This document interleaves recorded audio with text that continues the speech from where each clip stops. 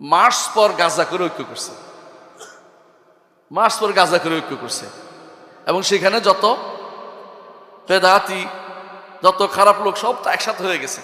যারা আপনারা স্পষ্ট কাফের বলে সেও আপনার সাথে একসাথে আছে, সেও একসাথে আছে। এইটাও ঐক্যের একটা সূত্র মনে করতেছেন আপনি। মানে আশ্চর্য জিনিস, আপনি বুঝতেই পারছেন না যে আপনাকে বিক্রি করা হচ্ছে, আপনি বিক্রি হয়ে গেছেন। আপনি বুঝেন না যে আপনি কোথায় বিক্রি হয়েছেন, খুব সস্তা দামে বিক্রি হয়েছেন আপনি। সেটা কি? আপনাকে এরকম মঞ্চে কথা বলতে দেওয়া হয়েছে, এতে আপনি বিক্রি হয়ে গেছেন। আপনার তো বিক্রি হওয়ার কথা ছিল না, আপনার তো মাবদা ছিল একটা, আপনার নীতি ছিল একটা।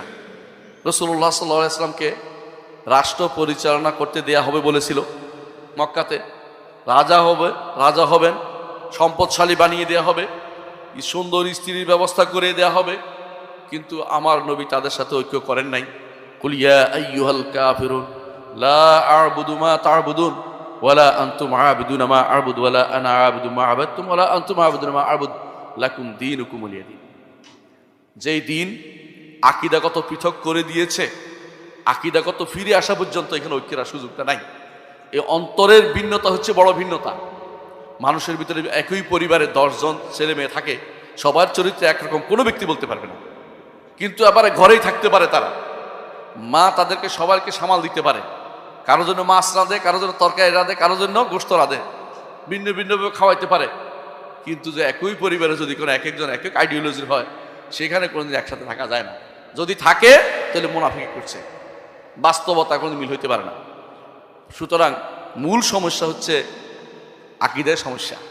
আকীদার সমস্যার কারণেই কি হয়েছে? আকীদার সমস্যার কারণে কাদারি হয়েছে, আকীদার সমস্যার কারণে জাবারি হয়েছে।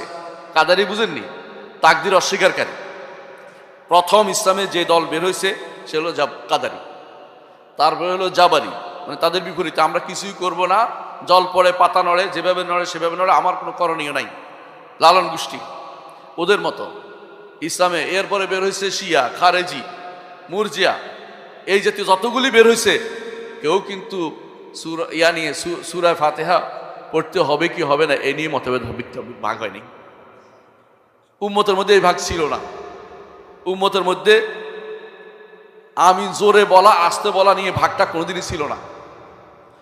এটার মধ্যে মতভেদ ছিল, আলোচনার বিষয় ছিল, একে অপরকে সুন্দর করে বুঝাইতো। দলিল বেশি পাইলে কিন্তু আলহামদুলিল্লাহ আমার দলিলটা শক্তিশালী, এটা আলোচনার জায়গা ছিল।